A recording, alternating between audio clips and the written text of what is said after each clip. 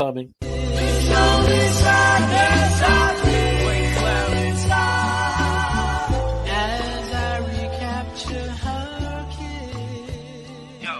They said great, paved the way, changed the rate, release the pain, least you sane, getting paid, trend setting, brighter days, doper rap, tight as set, high and deadly, I'm a fighter jet, journey. The OG Boricua Down, aka Chef. I'm here with none other than brother Mr. Muffins Martinez. Mr. Muffins Martinez, tell them what it is, man. What's going on, boys? Is your boy, your quintessential Puerto Rican Muffins Martinez, and we're here, and we're gonna talk about one of the young upcomers.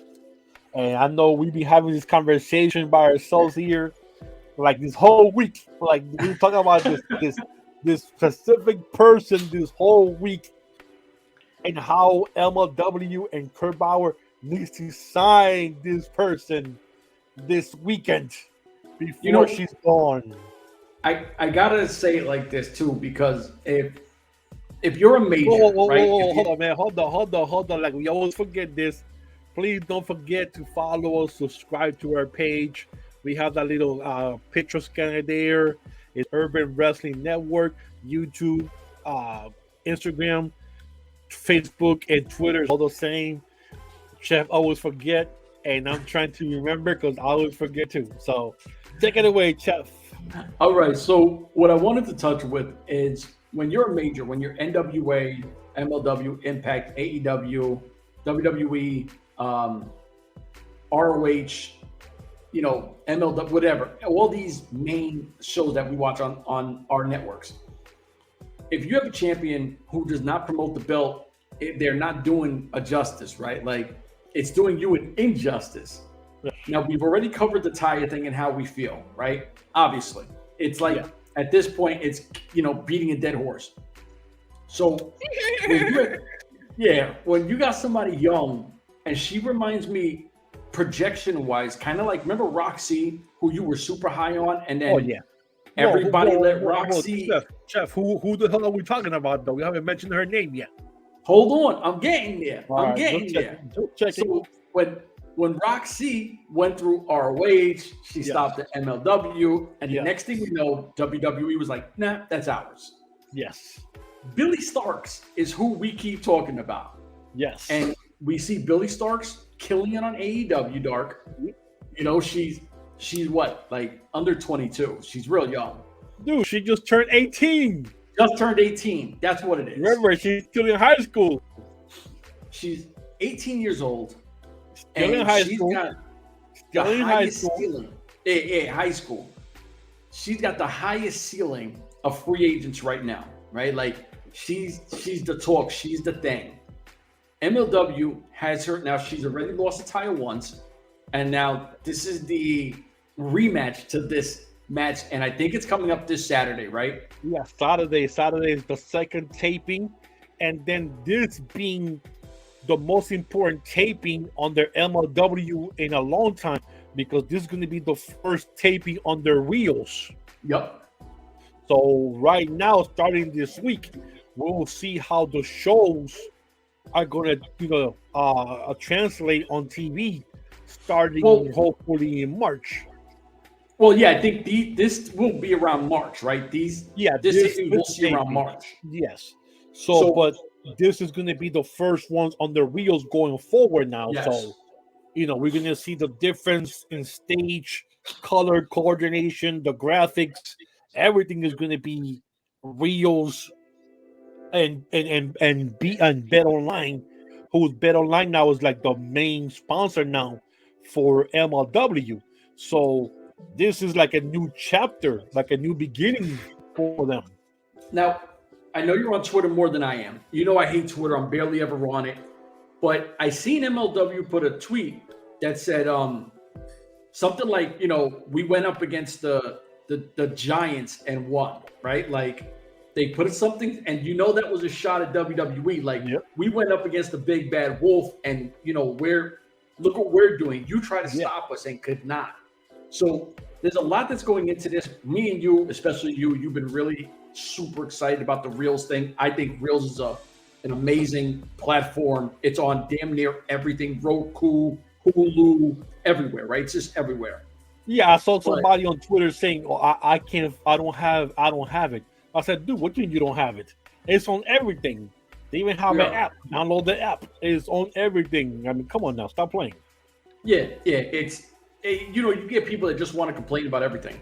But at this point, with Reels coming in, and I'm not shitting on Taya, but if you say, yo, Billie Starks, we're going forward with you, this is the Reels movement we're going with, make Taya a heel. Have her be Taya. She's already a heel. Well, I mean, is she really? Yeah, well, in the last show against Trisha Dore, she was super heel because Cesar helped her win the match. So, but Taya doesn't come off like a heel. You know what I mean? Like, yeah. It's just what it is. Like when you had the 4 girls from lucha, from AAA. She was like, "Oh yeah, girl, like you want to do that?" But none of it felt aggressive. None of it felt like a heel. But you could give an 18-year-old girl a solid veteran, like a storyline with an amazing worker. You can help progress Billie Starks if you keep her under your company. If not, you're going to lose her. You're going to lose out on one of the best wrestlers in the game right now, whose projection is crazy. My fault, I got the sun popping in crazy. But how do you let her walk into your company and let her leave? You got to stop doing that. You got Reels in your pocket now. You got this online betting thing. You have to lock somebody in, and she has to be the person. And enough is enough. Make that happen. Yeah, the funny thing is like she already wrestled Taya on the last tapings that we should be seeing now coming up on Reels, starting now this week. But the match was just changed a couple of days ago when they switched it because it was supposed to be Taya against Delmi Exo, and that got switched, and they put Billie Starks in there. And since that time, Billie Starks has been on AEW Dark and Elevation. She's been a lot of offense, a lot of wrestling.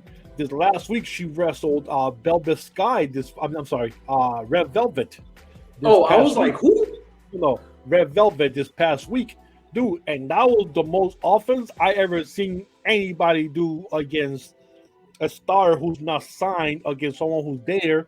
Yeah, and she looked good, and she's already fought Britt Baker DMD, so she already has 3 matches under her belt, fighting some good people. Now this announcement that she's getting a rematch. The thing is Saturday. I mean, AEW is pushing this girl up, saying like, "Yo, we're trying to get you in here. And if that doesn't work out there, we don't know where to put you in, but we'll sign you." Because right now, AEW looks like it's a college where somebody drops out from a different school, WWE or anybody else, and we're gonna give you assistance. We're going to give you some assistance here in a couple of weeks that you could wrestle here. So you come here and wrestle a couple of Dark in Elevation. In the meantime, what's that called? Assistant to give money? The school? Financial aid. Financial aid. There you go.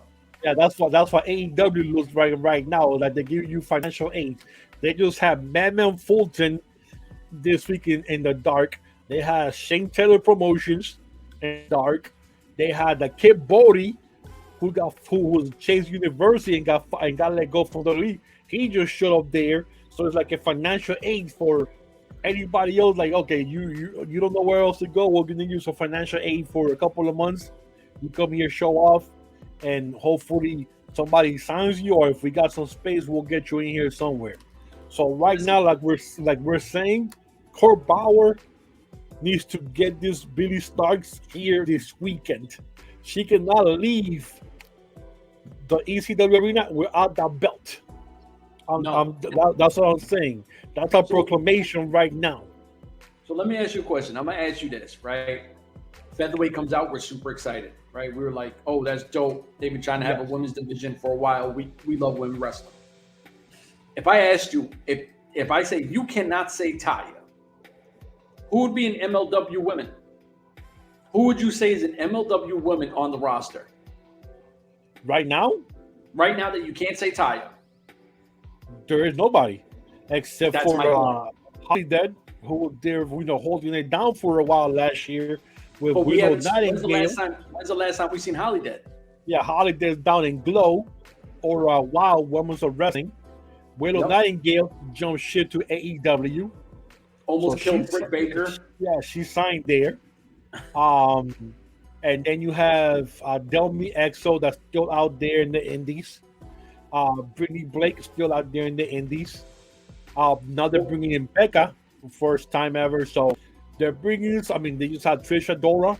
I mean, these are ladies who are available right now that you could make that featherweight division around them. Bring 5-6 ladies. Sign them. I mean, once you sign with MLW, you're still able to do your indies. So you can't wrestle for anybody else big time. So yeah. I mean, listen, there's still AEW guys that are signed. Like Kingston still does independent work. Yeah. You know what I mean? Like, so you still see guys at that level who are still working independents. Yeah. So I'm sure you could work something out, but you have to build the roster. Yeah. Like we keep saying that you got to build a legit roster for this featherweight division. I get it. You have Taya, but outside of that, you need somebody. You need more mainstays, and then you could do like what you do. You could bring people in and out however you want, but you need mainstays. You have to have it. And right now we're so tired of saying the same names: Viva Van, Christi Jaynes, Brittany Blake, the Sea Stars, the two sisters. I mean, now Trisha Dora was there for a cup of coffee. She had 2 matches. Yep. Now you're bringing in Becca. I mean, we're tired of saying the same names every episode that they're out there and they're ready. We could keep going. But for some reason, they need to pull the trigger. Now, hopefully, with this influx, hopefully this with the bet online, they're giving them money. Hopefully with Rios, they're giving them money.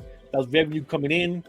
That's 80 million homes on top of all the other channels that we know about. DirecTV, Dish, Samsung TV has it because I have it on my TV. So I don't know if they'll be able to take that down for numbers. But at least starting on Tuesday, the 7th, they'll have a number of who's actually watching the show because it'll be on one specific channel being Reels. Wherever you get Reels, you'll know they'll have a number. It's bad when WOW, Women of Wrestling, WOW, which is the Glow, is doing 200,000 viewership on the first episodes on Saturday or Sunday nights or whatever they comes out, and that's syndicated. And they're doing 300 views, 300,000 viewers. I mean, 300,000 viewers. That's more than Impact, more than LW, more than N.W.A. Yeah. And that's the cheapest, most fakest choreographed wrestling you ever see. Is wild. I mean, I'm sorry. There's more botches, but you know what you're getting because that's what it is. It's supposed to be entertainment. It's supposed to be empowering for women. That's why it's called Women. It's supposed to be more like a new generation of Glow. Yeah, and it's called WOW Superheroes because they're holding the females as being superheroes to this new generation of ladies coming up. So we know there's going to be botches, so you know what's going in. You're watching WOW, and if they're putting 300,000 views in a week, dude, that's crazy right there, bro. And that's on different channels because that's not even on one main channel. That's on all Paramount syndicated. So imagine if they had it like on one specific channel, like I don't know, a female channel, Hallmark channel or something, the Opera channel. Imagine the viewership they'll get. Oh, it'd be crazy. Yeah. So but like I said, man, I'm preaching and I'm saying the same thing. If Billie Starks does not walk away with that title this Saturday, She might be going to AEW or whoever is waiting for her. I'm still surprised, honestly. WWE doesn't pick her up. I mean, she's like you said, she's a free agent. She's not even a free agent. She's 18. She's never signed anywhere. So she's not even. I mean, that's right there. Tells you, right there tells you that she's like one of these 1 in a million or 1 in 1,000 females, like Roxy was when she was 17, burning up, and now she's 21, signed with WWE, and that girl's getting pushed out of the stratosphere. Imagine Billie Starks. That's the thing. Is hear me out, right? We're not owners of a company. We don't own a wrestling company, right? I wish. If you have the opportunity to lock somebody in at 18 years old, you're building them as the face of your company, female wise or male, depending on, I don't care who it is. Like right now, I work with Urban Pro Wrestling. I do all the graphics, cool stuff, little manager thing. There's a kid there. His name is Bison Clutch. I can't tell you how impressed I am with this kid every single time he does his thing. It doesn't matter what size you put him against, what different type of spider. This kid just shines, right? Like, it's what he does. And I'm like, yo, if I could see this, how come this kid is on the independent? Like, how is he not on MLW? How is he not on N.W.A? How is he not on Impact? Like, people get stuck, and all they want to see is how many followers you have versus, like, how good you are. Everybody wants to see, oh, what can I get from this person? Well, let the in-ring tell a story. Because not for nothing, all you big companies, you have your Marks fanboys. So as soon as a person comes to your roster, all these Marks and fanboys, they jump over, they start following the person just because that person's in your company. They don't know nothing about them, but they're the greatest wrestler that ever touched it because now they're an Edge company. Billie Starks is the truth. You can't let her walk out that building. And not for nothing, if Taya wins this match, I really just don't give a shit. I could care less about that. I'm at that point with her. I don't even care if she's on TV. There's no hate. There's no hate. And then Billie Starks is, we keep saying the same thing, 18 years old. But if you see her, she looks like a teenager. She had the blondish hair with blue, red, and a bunch of different colors. She will hit today's market when it comes to the young girls who look erratic, rockers, just fun, always sticking out her tongue, doing this, having a good time. So you have that dimension of young ladies or young teenagers, tweeners, or whatever, who will gravitate to someone like Billie Starks. Because they recognize it. Exactly. This is her. That's me. Yep. That was me right there. I'm 18, 17. I was still in high school. I'm teenager stuff, what I'm supposed to be doing. But she has her foot already in an adult job. There's her career already at 18. And you could open that mind to some of these young ladies who say, I could do that. I want to do that. I love her. I want to be like her. And that's what you need to grab and push towards that. There's yes, she has the younger generation, the ideas, same talk like they talk, the same look, the same vibe, the same music. That's what you want to push as your champion, because she'll with that younger female generation that Taya can hit. Taya's already pushing 40? That's our age. This is what we said though about wrestling in general. When you had LAX come out, that's us, right? They're our demographic. It's an urban environment, and we understand that because that's where we come from. You have the Von Erichs, that's a different demographic. EJ and Duca, that is a different demographic because he comes from like that what's that the bodybuilder kind of stuff, right? Like that, you know what I mean? You have all these guys touch different things. You have her who completely hit a market that no one else is going to hit, not even close. So your age group, now instead of it being older people who watch wrestling, you're also getting the younger people. So now they're getting invested in your product and you start getting more revenue. Like, let these kids rock, because you know what? They're going to be the kids. Yo, Ma, that girl, she's like me. I want that shirt. That's my champion. You know what I mean? Like, come on, man. Hey, I'm just at this point, like I said, I don't want to say it's hate because it's not hate, because I don't think they built up Taya well. She's had like 6 defenses, none of it any kind of storyline built around or any kind of build up for nothing. It's just matches. So it's not hate. It's just I think they've done a poor job with marketing this belt too. And another thing, and we're not, this is not the shit on Taya hour. Nah. But when you reach that point in your career, you stop caring about putting your stuff on social media. Especially us. We're not big social media people. So she's not there putting her title here on Featherweights on any of her stuff. Now imagine Billie Starks winning that title right now. Dude, she could walk on the podium when she graduates with the title around her waist. That'd be crazy. Walking, picking up her diploma. Or I'm going to Disney World, or I'm in a roller coaster. You have the title on right next to you on the roller coaster on the rise. That's a different demographics, and that's how a teenager, pre-adult, will act winning something like that. She'll show it around. It'll be right there next to her on every post. That you'll get tired of seeing the belt everywhere. You know, well, I don't know about tired, because I'm gonna end this with this one. Yeah. Because if you watched Impact Wrestling, we did. Hakeem Zayn, Rohit, Raju, whatever you want to label this guy, when he got the opportunity to be a champion, and he won the X Division champion, which unfortunately at that time the X Division champion meant nothing. It was already like dead. That guy literally posted that belt every single day. Coffee, walking his dogs, working out, watching movies where it was like his date on the side. He marketed the shit out of it, right?